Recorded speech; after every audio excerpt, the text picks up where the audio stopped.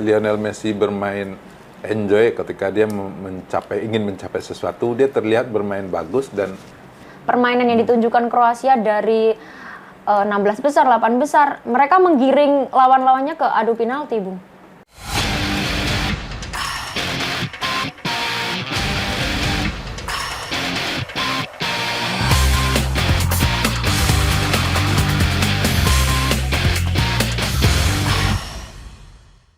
Halo pemirsa dimanapun Anda berada, kali ini bareng aku Uci Swaibah.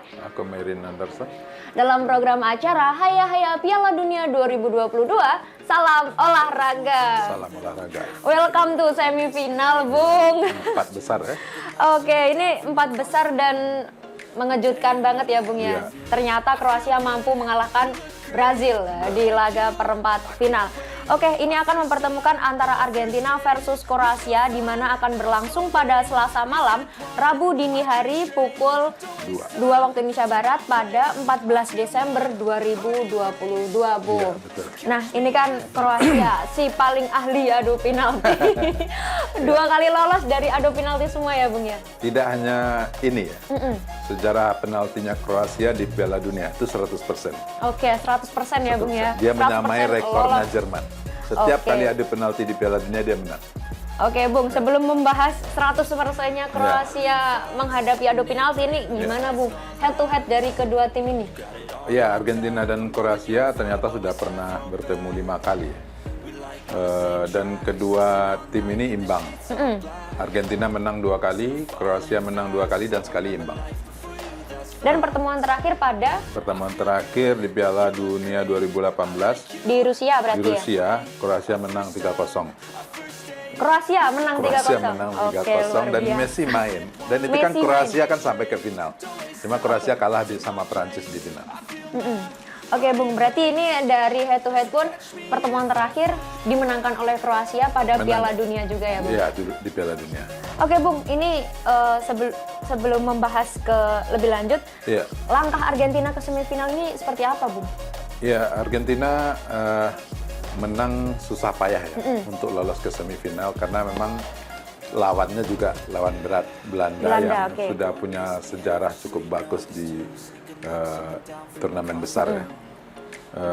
Argentina sepertinya di awal pertandingan kayak akan mudah gitu karena unggul dulu 2-0. Namun menjelang akhir pertandingan kebobolan 2 gol. Nah, akhirnya untuk penentuan pemenang harus dilewat adu penalti dan akhirnya Argentina bisa menang dengan skor 4-3. Terus kemudian nih, dari Kroasia sendiri, Bung? Ya, Kroasia sama dengan Argentina juga meraih tiket semifinalnya tidak mudah juga. Mereka harus melewati adu penalti melawan Brazil setelah sampai 120 menit bermain imbang 1-1. Sebenarnya Kroasia nyaris tertinggal lebih dulu oleh golnya Neymar, aksi individunya.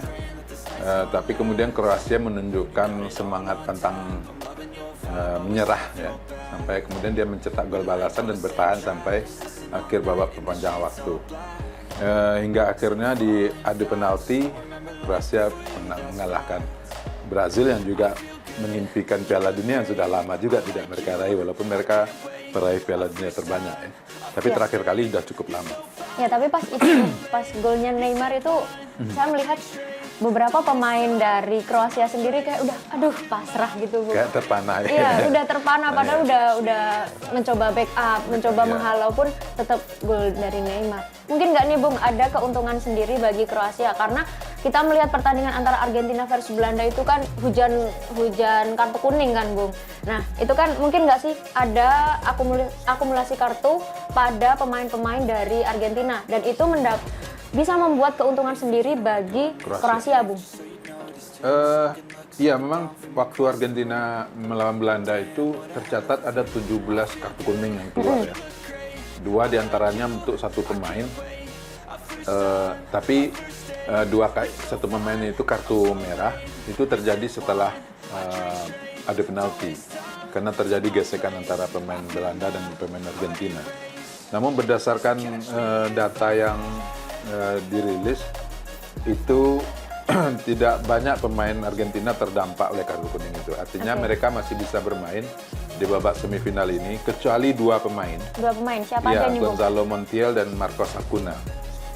Oke Bung, Ya. terus ini kan gaya bermain dari Argentina itu kan mereka sangat kayak menyerang terus High gitu kan. pressing ya? Iya, high pressing dan memanfaatkan kesempatan apapun itu. Dan bahkan kemarin itu pas melawan Belanda itu lebih efektif serangan dari Argentina Bung. Ya. Nah ini apa sih Bung? Hal yang harus diwaspadai dari Argentina ketika menghadapi Kroasia, yang mana Kroasia itu lebih dominan ke permainan bertahan, Bung. Sebenarnya di Kroasia yang lebih kuat ya di bertahan sama gelandang ya. Oke. Ketika tiga gelandang kunci mereka, Luka Modric, Mateo Kovacic, sama Marcelo Brozovic, itu menjadi nyawanya permainan Kroasia. Ketika itu mentok, nah ini kuncinya. Ketika itu bisa diatasi oleh Argentina, saya kira Argentina bisa menerobos pertahanan Kroasia. Artinya lewat dua sayap, misalnya Angel Di Maria bisa main di kanan, di kiri ada Julian Alvarez, ada Dybala kemungkinan bisa main, atau Lautaro Martinez juga bisa main. Ini tentu akan menjadi pekerjaan besar bagi Kroasia ya, untuk menghadapi penyerang sekelas Messi di tengah untuk mengatur serangan. Tapi terakhir Luka Modric menyatakan, karena mereka pernah bertemu dengan Messi di Barcelona, dia memahami bagaimana cara bermain Messi. Oke. Tapi kan persoalannya Argentina tidak hanya Messi. Tidak hanya Messi, ya. Iya, artinya ada pemain lain yang bermain di liga yang berbeda, yang jarang dihadapi oleh Luka Modric gitu ya. Oke Bung, ini mungkin belum terakhir ya pertanyaan. Nah ini kan menurut Bung San sendiri, permainan yang ditunjukkan Kroasia terakhir kali main itu lawan Brazil itu seperti apa sih Bung sebenarnya? Oke, Kroasia tidak mengubah pola permainan. Dari awal pelatih tetap memainkan pola yang sama dengan trio gelandang berpengalaman yang sama, Marcelo Brozovic, Luka Modric, dan Mateo Kovacic. Tercatat tiga pemain ini memang memiliki kendali dari permainan Kroasia. Yang terakhir aja dalam permainan melawan Brazil, itu Brozovic itu melakukan 35 operan sukses sama dengan Luka Modric, dan di bawahnya sedikit adalah Mateo Kovacic dengan 28 operan sukses. Dan aksi orang ini juga dibantu oleh permainan efektif sama back Josip Juranovic. Pemain lain dari Kroasia, Josip Juranovic, yang bisa meredam Vinicius Junior ataupun Rodrigo yang kemudian masuk sebagai pemain pengganti. Untuk ini Bung, kiper sendiri Bung, ini kan Ya. kita nggak bisa menutup fakta bahwa kiper dari Kroasia ini sangat bagus. Bahkan selain diadu penalti, dia di 120 menit itu pun menyelamatkan beberapa penyelamatan, save yang cukup bagus. Nah ini dari kiper Argentina sendiri seperti apa Bung? Ya, kalau dalam permainan kedua tim kan punya back yang bagus-bagus ya untuk mencegah terjadinya gol. Artinya kiper ini adalah benteng terakhirnya. Ketika pertahanan bobol, ya kiper bermain bagus. Emi punya pengalaman bagus juga, sampai dia kemarin mengantar Argentina juara Copa America juga dia main menjadi pilihan utama. Ini mungkin pertanyaan terakhir, peluang lolos siapa Bung yang bisa masuk ke final Piala Dunia 2022, Argentina atau Kroasia? Ya, ini agak berat ini. Agak berat, emang agak berat ini, mantan finalis.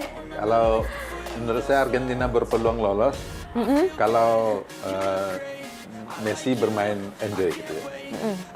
Istilahnya ketika Lionel Messi bermain enjoy, ketika dia ingin mencapai sesuatu, dia terlihat bermain bagus dan terlihat menikmatinya.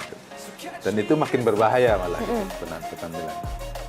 Dan kekalahan di Piala Dunia 2018 ketika itu Messi juga main, kekalahan dari Kroasia 0-3 jelas menjadi motivasi lain Messi ya untuk membalas. Tapi itu masih di penyisihan. Jadi ini akan menjadi bagi Messi bagaimana membuktikan mereka bisa lebih baik dari Kroasia. Apalagi dengan motivasi untuk meraih Piala Dunia yang sudah lama tidak. Tapi Kroasia juga berpeluang ketika dengan pertahanan yang bagus, ketika dia mampu melakukan serangan balik yang cepat, permainan yang bagus juga, dan pengalaman pernah mengalahkan Argentina di 2018. Luka Modric main, Marcelo Brozovic main ketika mengalahkan itu, dan Mateo Kovacic juga main sebagai pemain pengganti pada masa itu.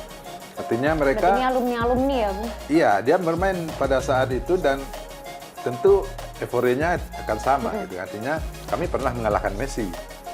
Ini akan membuat mereka, motivasi mereka menjadi lebih. Gitu.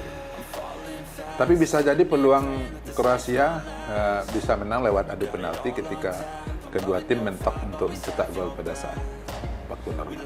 Tapi ini apakah mungkin juga, Bung, permainan yang ditunjukkan Kroasia dari 16 besar, 8 besar, mereka menggiring lawan-lawannya ke adu penalti, Bung?